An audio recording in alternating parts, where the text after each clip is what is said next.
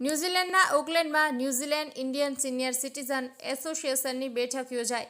ઓકલેન્ડના block house 2માં New Zealand Indian association બેઠકમાં વિશાળ સંખ્યામાં ઇન્ડિયન સિટીઝન હાજર રહ્યા હતા। આ કાર્યક્રમમાં સંસ્થાના તમામ હોદ્દેદારોનું ભવ્ય સ્વાગત કરવામાં આવ્યું હતું। આ તકે સંસ્થાના સેવાભાવી પ્રમુખ સદગુણાબેન પટેલે પ્રાસંગિક પ્રવચનમાં જણાવ્યું કે ન્યૂઝીલેન્ડના ઓકલેન્ડ શહેરમાં New Zealand Indian senior citizen society 1995થી કાર્યરત છે।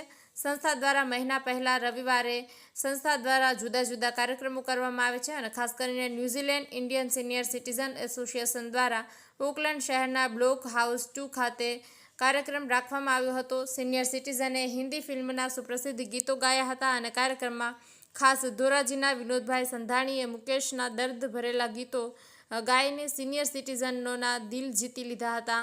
આ તકે અન્ય સિનિયર સિટીઝનોએ પણ ગીતો ગાઈને બધાને મોજ કરાવી દીધી હતી। ભવ્ય અભિનય કરવામાં આવ્યા હતા। સૌએ તાળી પાડી ખુશી વ્યક્ત કરી હતી। આ કાર્યક્રમમાં ભારતના જુદા જુદા રાજ્યોના લોકો સિનિયર સિટીઝન માટે આ સંસ્થા આશીર્વાદ સમાન છે।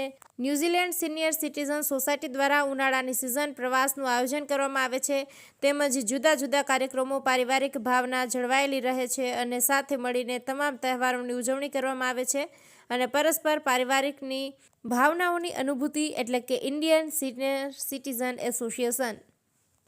વિપુલ ધામેચા, ઉપલેટા। સદગુણા પટેલ, ઓકલેન્ડમાં ન્યૂઝીલેન્ડમાં અમારું આ એસોસિએશનનું નામ છે New Zealand Indian senior citizen association. અહીંયા મહિનાના દરેક પહેલા રવિવારે ઓછામાં ઓછા 200 મેમ્બર ભેગા થાય છે ગેટ ટુગેધર। હું વાઇસ પ્રેસિડેન્ટ છું। બધા મેમ્બર્સને અમારે કલ્ચરલ પ્રોગ્રામ, ડાન્સ, એની સાથે ખાવાનું અને તહેવાર પ્રમાણે ખાવાનું હોય છે। ઓલવેઝ ખાવા સાથે સ્વીટ પણ હોય છે અને મેમ્બર બહુ જ હેપી છે। અમે વર્ષમાં જ્યારે વિન્ટર ઉનાળો આવે, સમર, ત્યારે ફરવા પણ લઈ જઈએ છીએ અને અમારી પિકનિક પણ થાય છે।